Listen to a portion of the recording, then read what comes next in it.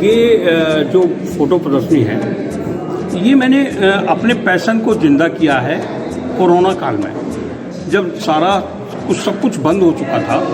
Covid के दौरान lockdown था और मैं 60 साल से ऊपर मेरी उम्र हो रही थी। उस समय मेरा निकलना प्रतिबंधित था, सरकारों ने भी बंद कर रखा था। उस समय मैं जब मॉर्निंग में वॉकिंग के लिए जाता था, साइकिलिंग करने जाता था, उस समय मैंने ये फोटोग्राफी का अपना पैशन जिंदा किया और इन 2 सालों में मैंने ये सब कुछ डेवलप किया।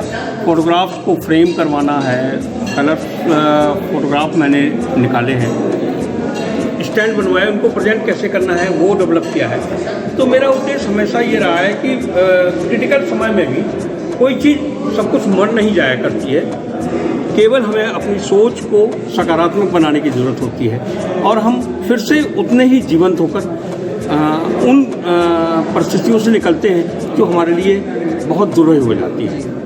तो मेरा इस फोटोग्राफी का प्रदर्शनी का उद्देश्य भी यही है कि लोग सकारात्मक सोचें और कष्ट के समय में भी, ऐसे समय में भी जहां एक महामारी फैल रही हो, उस समय भी अपने को पॉजिटिव रखें और स्वस्थ रहें, जिससे जो है ना कभी कोई चीज़ मरने ना पाए। तो मेरा यही उद्देश्य था। सर, अभी ऐसी प्रदर्शनी आपने कहाँ लगाया, किसकी जिलों में? मैंने अभी 3 शहरों में लगाया है जी। पहले कानपुर में लगाया, फिर दूसरा आगरा में लगाया, आज मैं गोरखपुर में लगा रहा हूँ। इसके बाद 3 शहरों में और लगाना है जी। इसको अमर उजाला ने जो है ना स्पॉन्सर किया है जी। और ये 6 जगह भी लगाई जानी है। उसके बाद जहाँ वो स्पॉन्सर करेंगे तो वो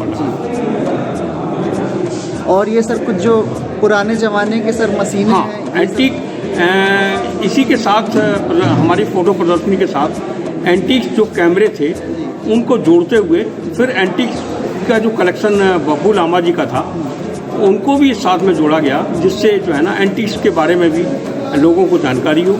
उनके पास ये बहुत बड़ा कलेक्शन है, 8000 आर्टिकल का कलेक्शन है, जिसको एक बेच दिया गया और प्रदर्शनी के रूप में उनको सब जगह लगाने की कोशिश की जाए।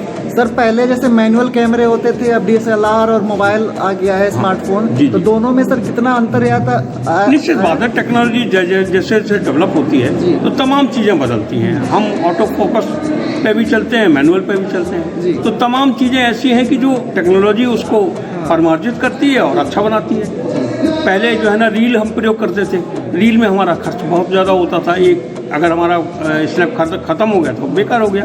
लेकिन इसमें ऐसा नहीं है, इसमें हम 50 फोटो एक बार में खींच सकते हैं और जो हमारी अच्छी फोटोग्राफ है उसको हम प्रयोग करते हैं। तो इस तरीके से निश्चित बात है कि जब टेक्नोलॉजी आती है तो तमाम अच्छी चीज़ें आती हैं और तमाम क्लियरेंस आती है, बहुत अच्छे फोटोग्राफ्स खींचने के मौके मिल रहे हैं लोगों को और उससे रोज़गार के भी जो है ना तमाम मौके मिले हैं लोगों को। सर, कुछ संदेश जो आजकल के स्टूडेंट जो ये कोर्स कर रहे हैं फोटोग्राफी के, उनके लिए कुछ संदेश दीजिए सर। फोटोग्राफी जो मास कम्युनिकेशन कर रहे हैं जो बच्चे, उनको मेरा संदेश यही है कि काम कोई खराब नहीं होता है, जो भी आप सीखने जा रहे हैं उसको पूरी तन्मयता से सीखें। अगर हम मास कम्युनिकेशन सीख रहे हैं या मास कम्युनिकेशन का कोर्स कर रहे हैं तो निश्चित बात है फिर हमें तन्मयता से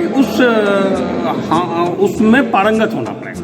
हम अगर कैमरा चलाते हैं या वीडियोग्राफी करते हैं तो उसको पूरे तरीके से सीखें और उसमें पारंगत हों, तब वो मैदान में उतरें, तभी उसमें सफलता मिलेगी। धन्यवाद सर। ठीक है।